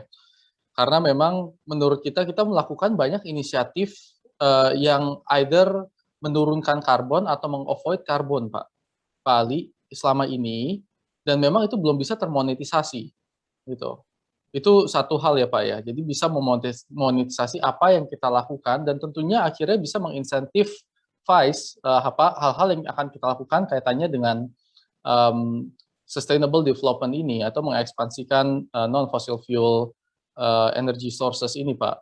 Jadi sekali lagi kita terbuka tentunya harapannya juga dengan measurement yang terukur. Artinya jangan sampai itu terlalu memberatkan proyek-proyek, terutama proyek-proyek strategis juga, gitu Pak. Jadi perlu ada balance yang tepat. Tetapi sekali lagi kami tentunya sangat excited ya untuk melihat bagaimana kita bisa berkolaborasi memajukan carbon trading ini di Indonesia. Oke, terima kasih Pak Fadli. Pak Riki bagaimana? Karena kayaknya Ya, ada carbon tax ini akan membuat energi geothermal lebih kompetitif ya banding energi fosil. ya, jadi kita berbicara mengenai harmonisasi perpajakan. Ini sudah keluar nih. Ya, jadi undang-undang perpajakan harmonisasi sudah keluar, di mana harga emisi tadi ya sudah dicantumkan juga sekitar $2 gitu. Kita mengikuti, arti kita di sini pemerintah juga sudah mengantisipasi itu dan mengikuti dunia ya, perpajakan karbon agar kembali lagi negara-negara yang bukan Indonesia, karena negara yang paling banyak mengeluarkan emisi karbon itu kan Cina. Ya, jadi itu pun juga sudah dia menurunkan. Tapi di sisi lain, kita juga mudah-mudahan melihat potensi. Ya, jadi Cina ini luar biasa ya, 2 billion masyarakatnya. India juga 1,4 billion atau miliar tadi ya, manusia. Berapa kali lipatnya Indonesia hanya 200, kurang lebih 260, 270 manusia. Ya, ini menjadi suatu peluang untuk pembangunan energi terbarukan. Ya, tadi Pak Dadan, kalau saya lihat menyampaikan bahwa pemerintah, ya karena kita bersyukurlah kita punya berbagai macam energi terbarukan. Nah, tinggal bagaimana nih SDM-nya, teknologi bisa meningkatkan itu menjadi satu energi teknologi yang bisa kita lakukan. Jadi harapannya, ya, kalau kita melihat ke depan, ini harmonisasi perpajakan kan bukan besok. Ini tahun depan baru bisa teraplikasikan setelah undang-undang perpajakan yang baru itu keluar kan. Ya, kira-kira tahun depan lah kita bisa melihat dengan adanya perpajakan emisi tadi, tentu juga diikuti turunan-turunan lainnya. Nah ini tentu akan mendorong peningkatan energi terbarukan, khususnya panas bumi. Nah, ini kita tunggulah. Tapi ini satu peluang pemerintah sudah memikirkan ya, dan saya yakin ya dengan saat ini bagaimana SDM ini yang penting kan. Tadi ini adalah forum IATMI, ya orang geoscience ini yang sangat penting, apalagi kan bukan IATMI tapi di IAGI-nya ya, yang bisa melihat ke bawah. Kalau saya engineering pasti nggak bisa melihat ke bawah, ini hanya orang geologi yang bisa melihat ke bawah. Nah ini harapan saya orang geologi ini tetap terus harus bisa lebih banyak lagi SDM untuk merealisasikan apa yang ditargetkan oleh 10.000 tadi, 10 gigawatt aja masuknya. Nah, ini kita tunggu dan sangat positif dengan perpajakan tadi, dan kembali lagi panas bumi pasti diuntungkan. Gitu. Ya Pak Dadan, gimana Pak Dadan? Pak moderator dulu, kira-kira begitu alasan saya. Baik, terima kasih Pak Riki. Ya, tentu saja persoalan carbon tax atau pajak terhadap karbon ini akan menjadi perhatian teman-teman asosiasi yang selama ini ya fokus di bidang minyak dan gas. Ya, di sini ada HAGI, IAGI, IAFMI dan IATMI. Nah, ini mungkin akan juga muncul bisnis baru ya, skema bisnis baru di oil and gas. Nah, tentu saja ini akan jadi perhatian teman-teman, dan saya yakin teman-teman akan ikut aktif terlibat ya nanti dalam implementasi harmonisasi perpajakan tadi. Nah, Pak Dadan, ini ada satu pertanyaan yang menarik. Kalau dari slide-nya Pak Dadan tadi, bahwa energi nuklir itu baru muncul di tahun 2048, 2050 lah. Nah, bagaimana kesiapan Direktorat Jenderal EBTK ini menyikapi nuklir ini sebagai sumber energi baru, Pak Dadan? Nah, kami silakan, Pak Dadan. Iya, memang kita kan kita juga punya prioritas ya. Tadi Pak Ali juga akan bertanya, tadi juga saya komentar untuk hal tersebut. Jadi memang bukan pilihan terakhir sih. Memang dalam sekarang kan seperti itu. Tapi saya tidak menyusun ini sebagai pilihan terakhir. Kami mengkombinasikan hal ini adalah kaitannya dengan kestabilan jaringan. Kalau kita nanti akan masuk yang VRI, yang solar, wind, kan kita perlu di backup nih dengan pembangkit-pembangkit baseload yang cukup kuat. Gitu. Nah, dari model yang kita pakai, memang di tahun-tahun seperti itu kita sudah harus masuk pembangkit-pembangkit skala besar yang akan mampu nanti memastikan kekuatan jaringannya tetap sesuai dengan standar-standar dari kualitas kelistrikan, gitu. Bahwa tahunnya 2048 atau 2040 saya kira memang ini masih dinamis lah, masih dinamis. Kita terus membuka komunikasi untuk hal tersebut. Malah sekarang ini sudah ada yang datang ke ESDM, ada yang membawa teknologi 20 megawatt. Apa ini nggak buat gemetaran nanti panas bumi ya kalau ini 20 megawatt bisa masuk gitu ya ininya. Jadi kita lihat untuk yang seperti ini, karena ini kan sangat khusus ya kalau nuklir, tapi bukan artinya kita mencari alasan untuk menolak. Menurut saya kan tidak fair ya. Kalau saya lihat zaman-zaman sebelumnya, kan kita terus mencari cara bagaimana supaya ini lebih mundur gitu. Tapi menurut saya ini juga bukan cara yang tidak baik atau bukan cara yang salah, toh kita masih punya yang lain. Nah sekarang dengan begitu besarnya keinginan kita untuk memasukkan renewables yang dari sisi speknya kan macam-macam gitu. Jadi kombinasi ini menjadi sangat penting. Kita tidak ingin melihat terjadi di kita misalkan seperti yang terjadi akhir-akhir ini di Inggris.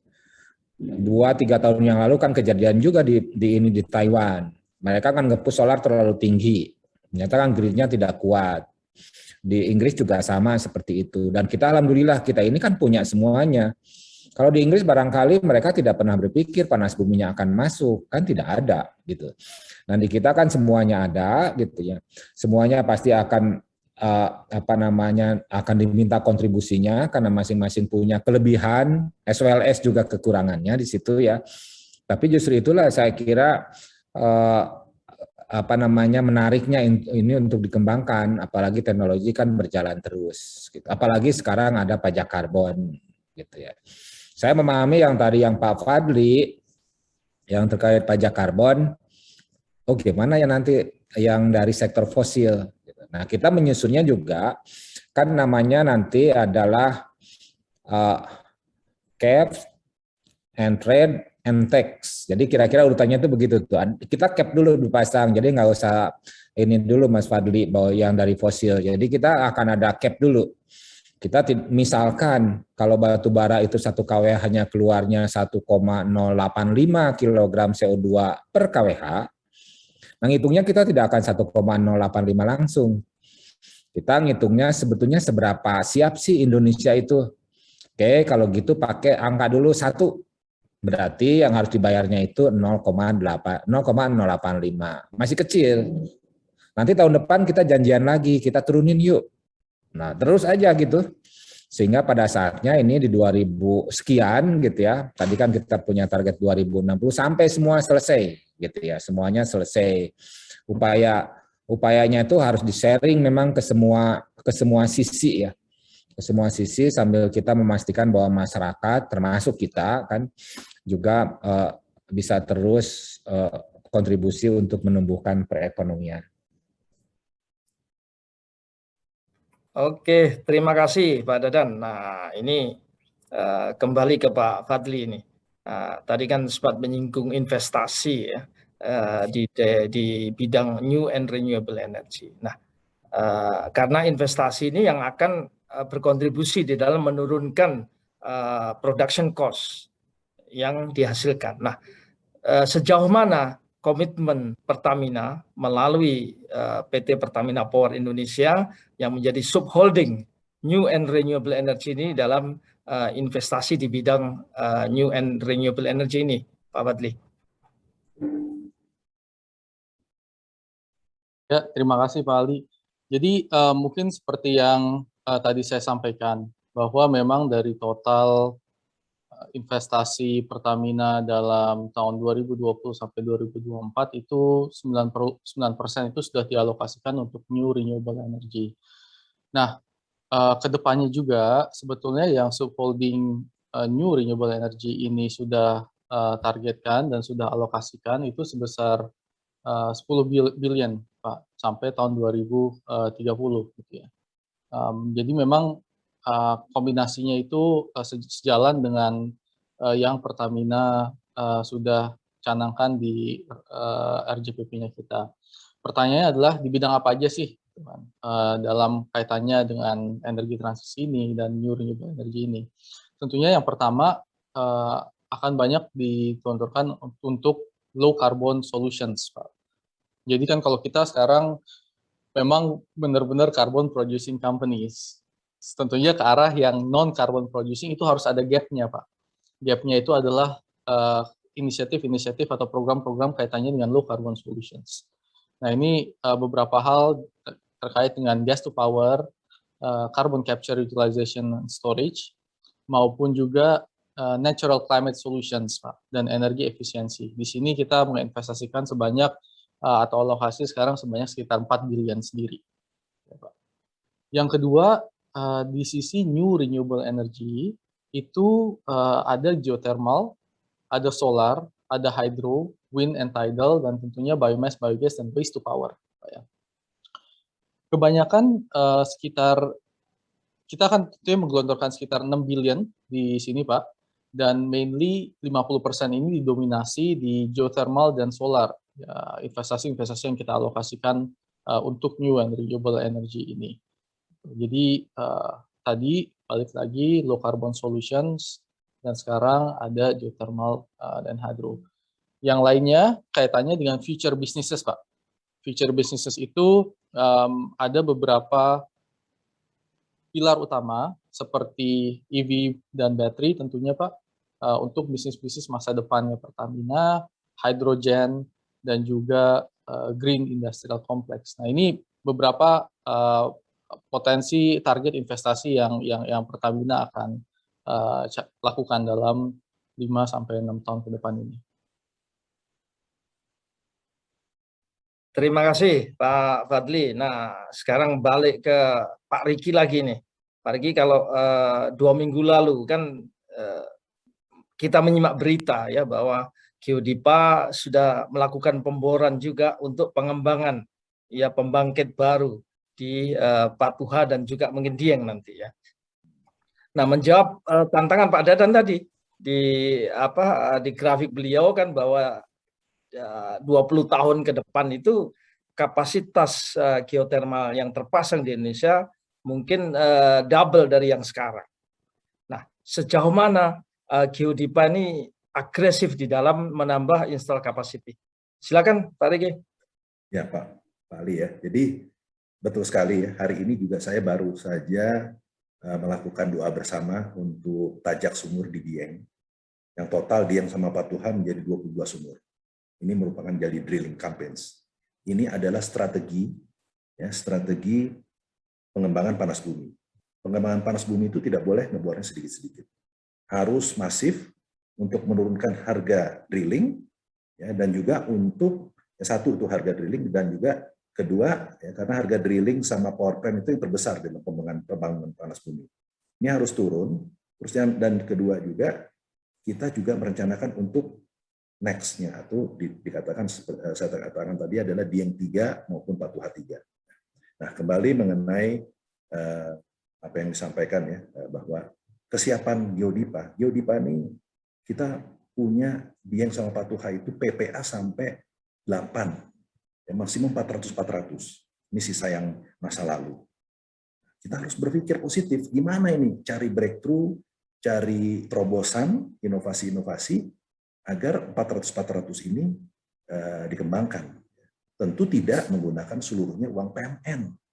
Kita harus realita karena Geodipa sejak tahun 2002 sampai 2019 tidak bisa dikembangkan. Kita tahu sekali kan ini Geodipa ini baru kapan dia bangun? Baru tahun 2019. Nah, ini saat ini masih kita menggunakan uang PMN. dengan sebagai porsi equity. Namun ke depan kita akan bermitra. Target di 2035 sebesar 1,3 juta ton, 1,3 juta ton CO2 per tahun kita tuh bisa produksi. Pada saat itu ya harapan saya sekitar 1.000 megawatt lah.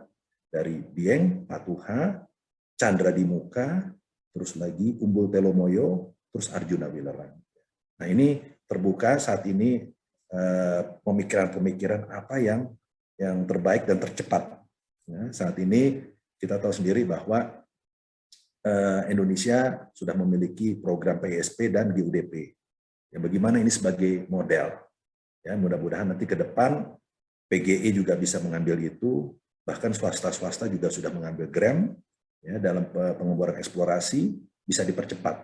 Ya, tadi saya sudah katakan kan, ya pemerintah itu terhadap panas bumi ini luar biasa ya, artinya luar biasa, sangat concern. Kenapa? Karena dengan ini energi nggak bisa diekspor, satu hal nggak bisa diekspor, lalu masa mau didiamkan saja? Keniscayaan kalau kita tidak lakukan. Ya, kita harus jadikan pembangkit tenaga listrik. Mungkin nilai-nilai lainnya seperti litium ya, atau tourism ya, saya lihat di programnya Pertamina tourism juga ya ditingkatkan dengan adanya panas bumi.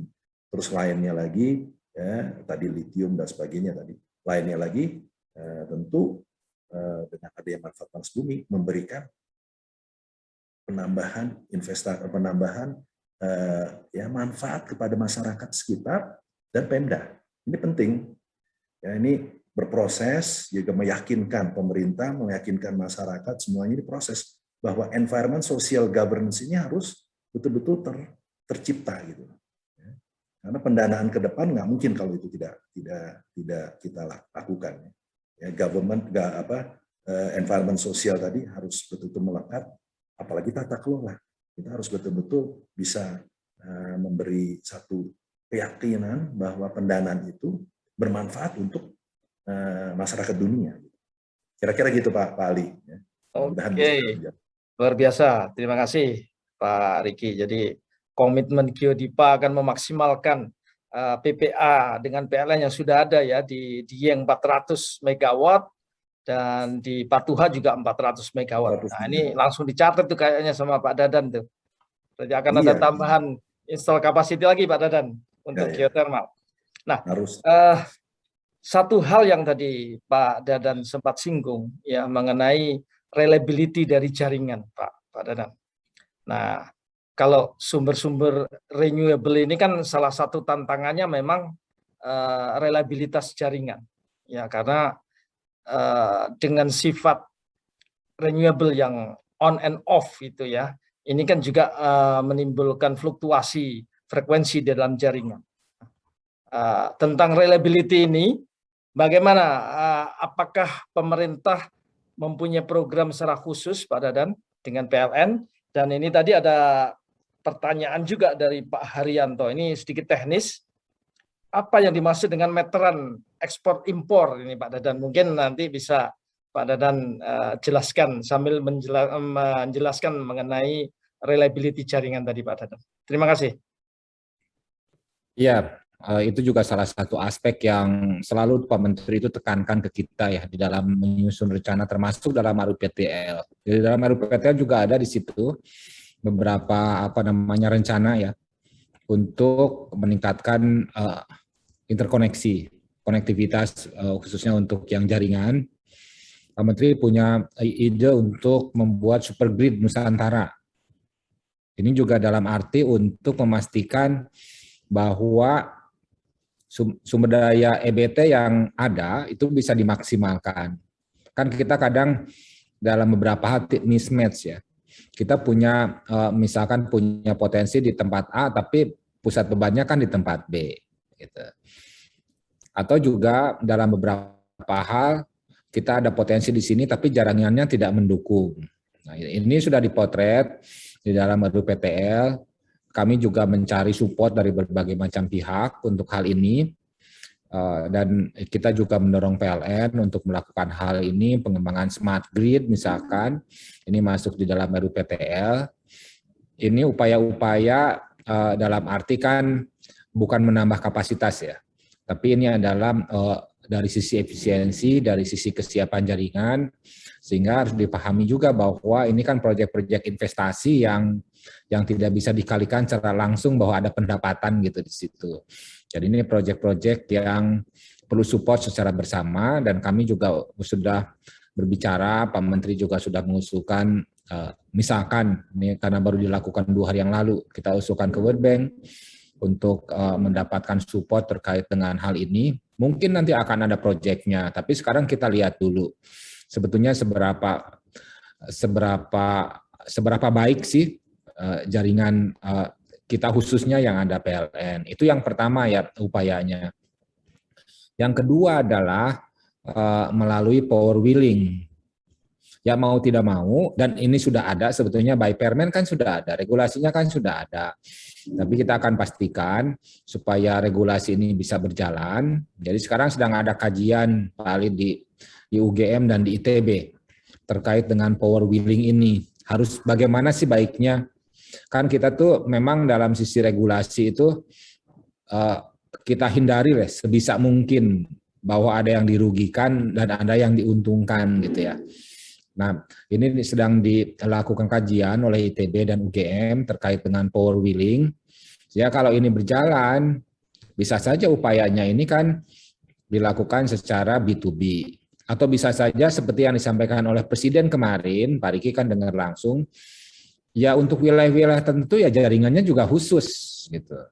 Tapi ini kan pasti sangat spesifik ya, untuk mensuplai suatu daerah industri gitu. Jadi kita kombinasikan seluruhnya ya, dari pemahaman kita terhadap teknologi yang ada sekarang, pemahaman kita terhadap supply demand yang ada sekarang gitu ya.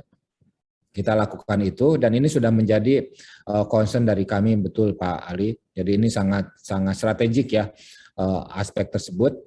Kemudian yang terkait dengan ekspor impor, itu adalah terminologi yang ada di dalam regulasi atau aturan main atau mekanisme di dalam PLTS atap. PLTS panel yang dipasang di atas atap. Mau atap rumah, atap hotel, atap pabrik, atap gudang, tapi yang pasti harus di atas atap. Nah, apa itu yang diekspor? Ekspor itu artinya pada saat PLTS atap itu memproduksi listrik, dan ada kelebihan setelah dipakai di rumah tangga pada waktu di konsumen, maksud saya bukan rumah tangga, di konsumen. Nah, kelebihannya itu diekspor ke PLN. Diekspor berarti keluar listriknya dari konsumen ke PLN. Saya sih lebih suka bilangnya itu dititipkan ke PLN. Tapi dalam bahasa ininya memang ekspor impor. Ekspor ke sana, kemudian pas malam, pas kita tidak menggunakan PLTS atap, tetapi membutuhkan listrik, kita kan ambil dari PLN. Nah, itu disebutnya impor. Atau kalau saya sih pakai bahasa umumnya itu ya kita ambil lagi yang dititipkan. Kita ambil yang kita titipkan sebelumnya, jadi tidak ada transaksi. Listrik dititipkan ke PLN, listrik diekspor ke PLN, kemudian diambil lagi pada saat tertentu atau diimpor, barangkali istilah yang tadi disampaikan Pak Ali, itu adalah terminologi yang ada di Permen PLTS atap. Ya. Dan ini sudah berjalan, saya juga sudah masang PLTS atap sejak 2016, banyak yang lain barangkali sudah lebih awal dari itu. Jadi itu yang disebut dengan ekspor impor, bukan transaksi, tidak ada ekspor sekian dikalikan rupiah sekian, impor sekian dikalikan rupiahnya, enggak. Jadi aritmetikanya itu ekspornya berapa, impornya berapa, selisihnya itu yang nanti akan diperhitungkan. Itu balik. Terima kasih Pak Dadan, luar biasa. Jadi untuk Pak Haryanto ya yang sempat nanya tadi, mungkin bayangan customer ini akan dapat lebihan gitu Pak ya, dan ini yang belum memungkinkan ya. Jadi paling banter adalah netnya impas itu ya. Jadi bahkan kebanyakan kalau yang sudah pasang panel surya itu kita masih harus bayar ya selisihnya kepada PLN. Nah, cukup menarik ada diskusi kita kali ini. Jadi kalau yang pertanyaan tentang nuklir tadi dari Pak Gede Sukadana. Ya, terima kasih Pak Gede yang sudah nanya ke Pak Dirjen.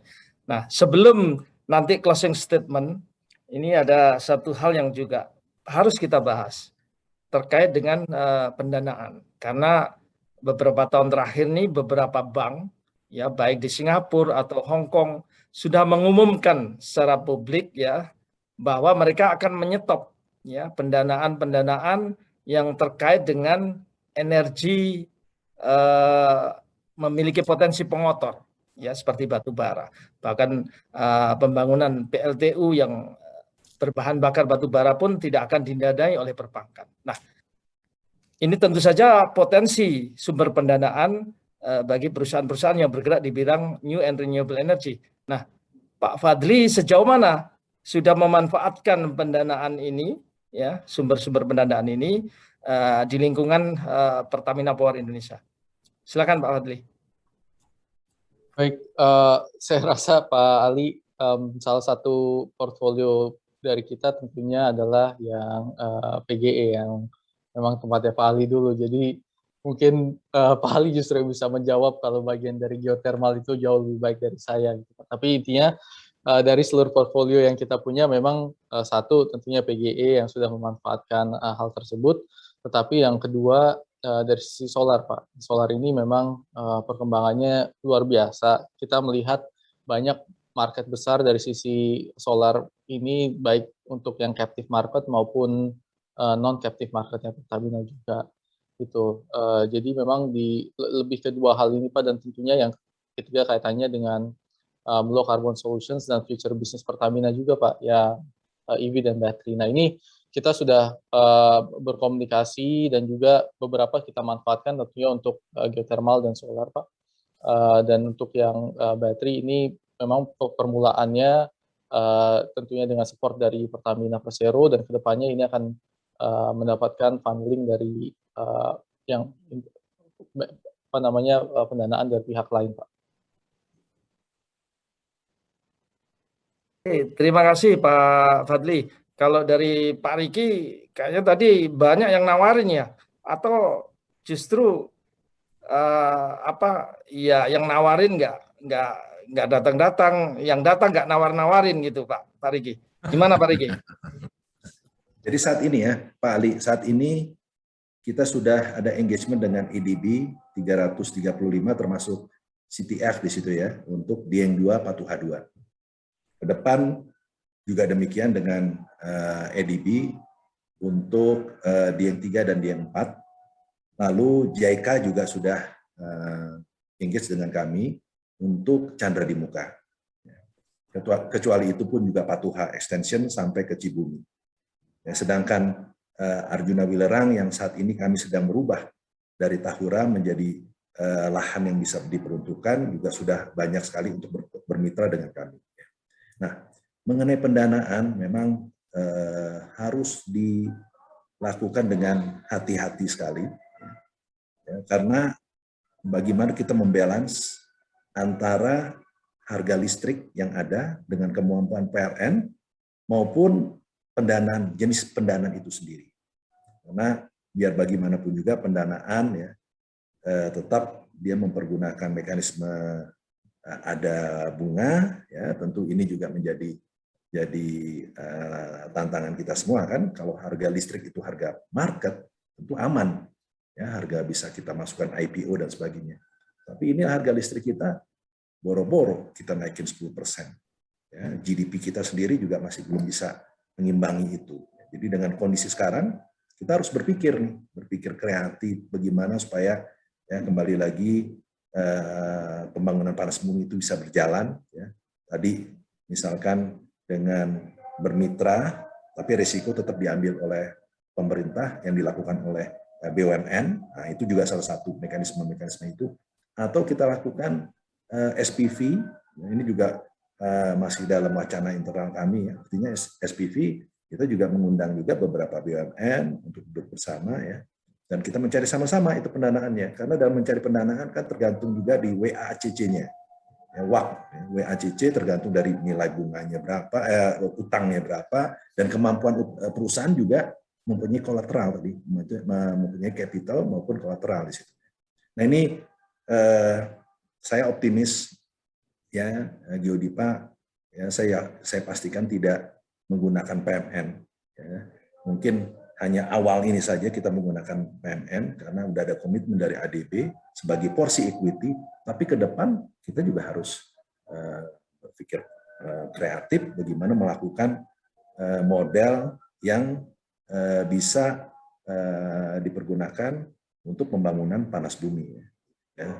Kalau masa lalu saya tahu lah, masa lalu itu kan melalui JOC misalnya kan, JOC-nya Pertamina sampai sekarang masih berjalan kan, ya hal-hal seperti itu. Tapi kita mungkin ke depan tidak dengan JOC lagi, ya dengan hal-hal yang lebih lain yang betul-betul bisa win-win, ya, karena SDM Indonesia, putra-putri Indonesia sudah banyak sekali yang jago-jago di situ, bahkan kelas dunia juga ya, baik di geoscience-nya maupun di teknik drilling-nya.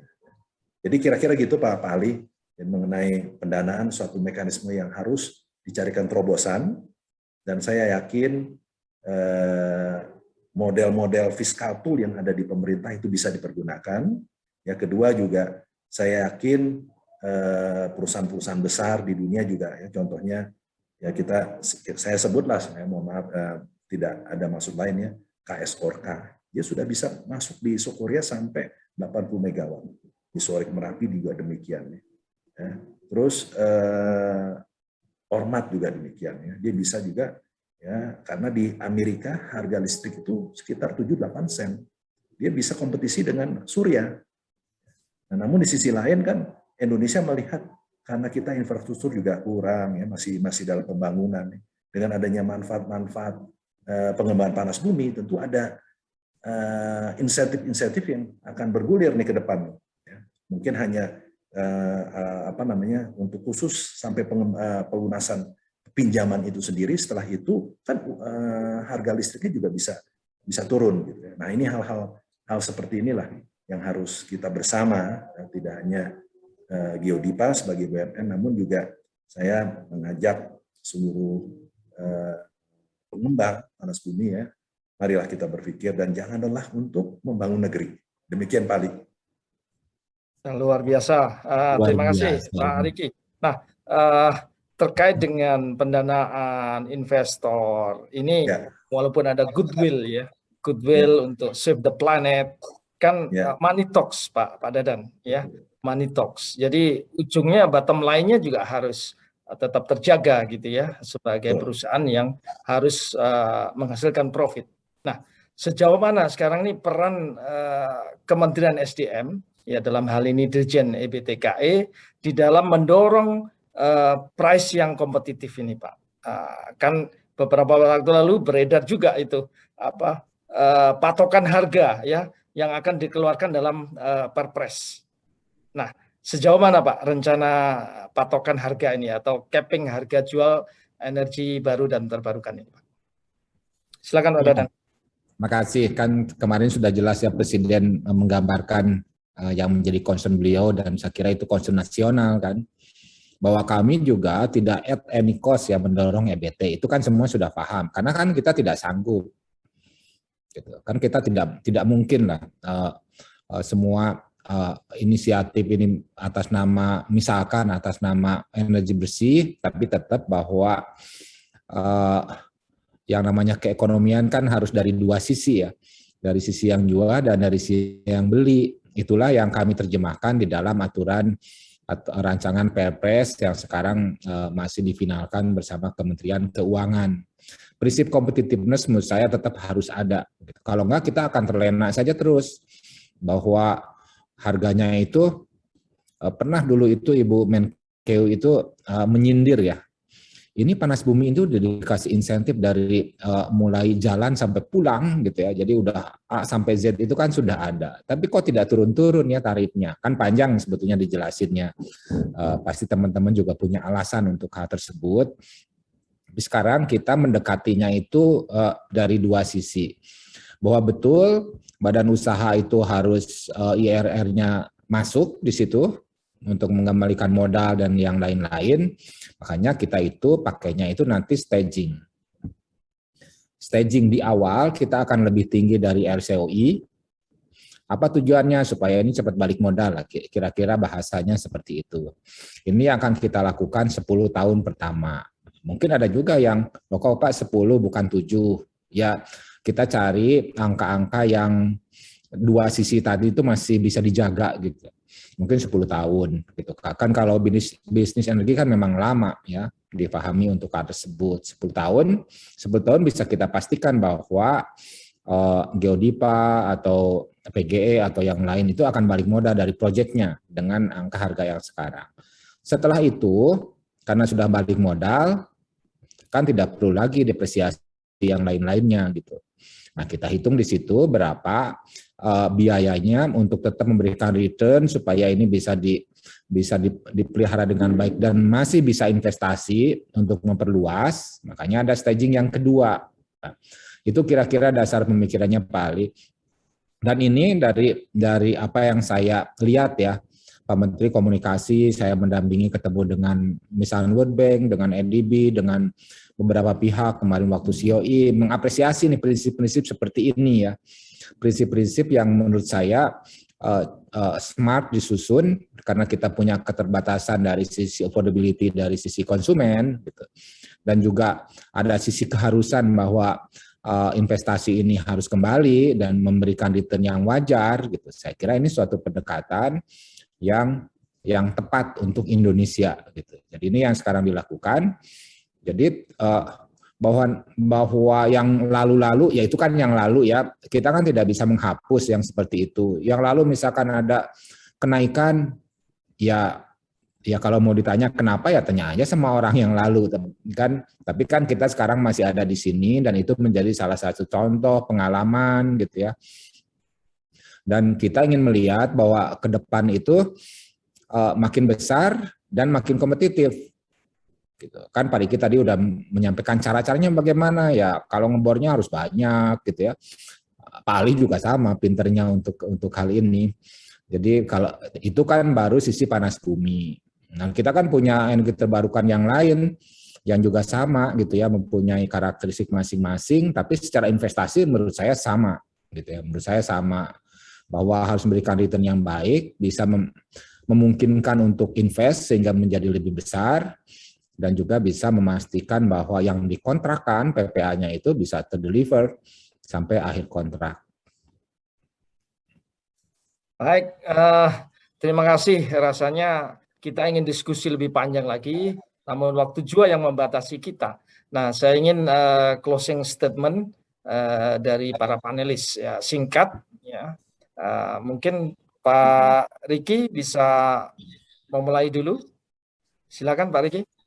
Ya, jadi mungkin tidak satu kata yang saya sampaikan ya, tapi saya bisa melihat bahwa pembangunan panas bumi ini, pembangunan PLTP atau pengembangan PLTP memberikan manfaat yang besar kepada seluruh pihak di Indonesia karena energi ini tidak bisa diekspor. Ya, keniscayaan lah apabila Indonesia tidak memprioritaskan pembangunan panas bumi. Ya. Nah, di sisi lain, ya, saya juga ingin menyampaikan bahwa saya terima kasih dukungan dari seluruh pihak. Ya. Dan saya melihat contohnya aja Pak Ali ya, Bapak sendiri sebagai dirut di Elnusa juga banyak sekali peran ya, dalam pengeboran. Tidak hanya di sektor migas, di sektor panas bumi pun juga saya lihat kontribusi dari Elnusa luar biasa ya. Nah ini harapan saya ke depan, yang mudah-mudahan kita semua tidak lelah atau cepat capek untuk memikirkan membangun negeri. Marilah kita cari terobosan-terobosan, berpikir positif, dan membangun inovasi. Ya. Dan cintailah negeri ini. Terima kasih. Terima kasih Pak Riki. Pak Dadan, closing statement, monggo Pak. Ya, terima kasih. Pemerintah sudah membuatkan rencana ya. Semoga ini bisa meyakinkan dari stakeholders, dari badan usaha, dan kami mengajak ke semua untuk bersinergi, karena ini bukan pilihan, ini adalah keniscayaan untuk melalui hal tersebut. Itu aja Pak Ali, terima kasih. Assalamualaikum. Waalaikumsalam. Dan terakhir Pak Fadli, mohon closing statement-nya. Apa beliau masih gabung? Oke, kalau tidak ada, kami harapkan seluruh peserta untuk sesi ini kita berikan aplaus yang meriah untuk para panelis kita. Demikian saya mudah-mudahan apapun sumber energinya, baik dari fosil maupun non-fosil, tetap bisa berkontribusi dalam menggerakkan roda perekonomian Indonesia dan membawa bangsa ini jauh lebih maju lagi. Terima kasih, kurang lebihnya mohon maaf. Assalamualaikum warahmatullahi wabarakatuh. Waalaikumsalam. Waalaikumsalam.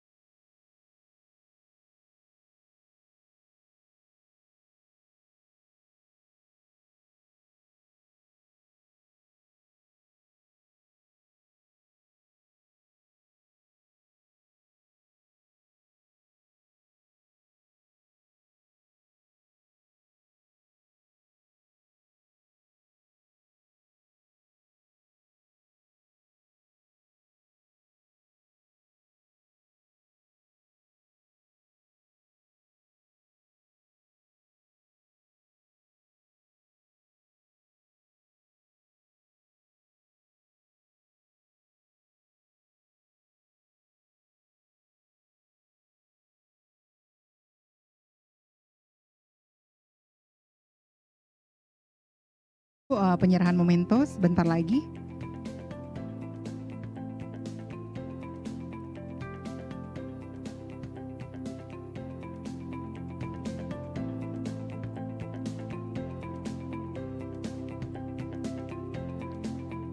Ya, mohon maaf Bapak Ibu menunggu sebentar untuk penyerahan memento secara virtual kepada Bapak Fadli Rahman.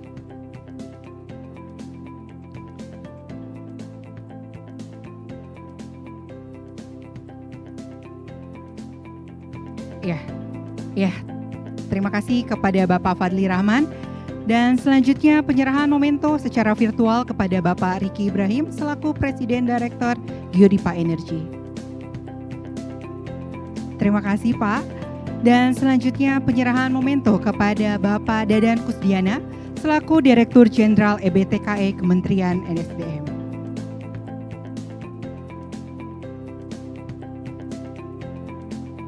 Ya, terima kasih Pak. Selanjutnya pemberian, ya mohon maaf belum tersambung.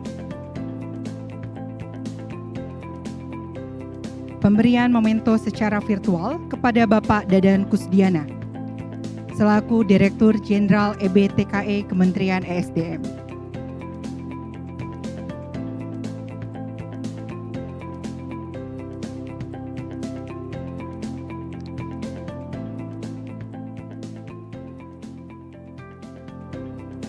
Ya, selanjutnya pemberian memento secara virtual kepada Bapak Ali Mundakir selaku Direktur Utama PT Elnusa yang juga sebagai moderator pada sesi panel diskusi kali ini. Terima kasih Pak Ali Mundakir. Dan selanjutnya kami mohon kesediaan Bapak-Bapak panelis beserta moderator untuk foto bersama dengan Bapak Burhanuddin Nur. Iya. Terima kasih. Ya, demikian Bapak, Ibu, dan rekan-rekan sekalian, dengan berakhirnya panel diskusi yang keempat, maka selesai pula rangkaian acara kita di hari kedua Joint Convention Bandung 2021. Jangan lupa untuk hadir kembali besok di main stage pukul 8 pagi, karena kita akan melanjutkan panel diskusi yang kelima, tentunya dengan topik yang tidak kalah menarik. Juga akan ada academic talk dan juga diakhiri dengan closing ceremony, di mana kita akan ada pengumuman dan pemberian hadiah untuk Best Paper dan Photo Competition Award. Tidak hanya itu, kami juga akan umumkan booth terfavorit yang sudah Bapak, Ibu, dan rekan-rekan like selama GCB 2021 berlangsung. Jadi, pastikan Bapak, Ibu, dan rekan-rekan sekalian hadir kembali besok di hari terakhir rangkaian acara Joint Convention Bandung 2021. Saya Mitra Eviani, sampai jumpa. Wassalamualaikum warahmatullahi wabarakatuh.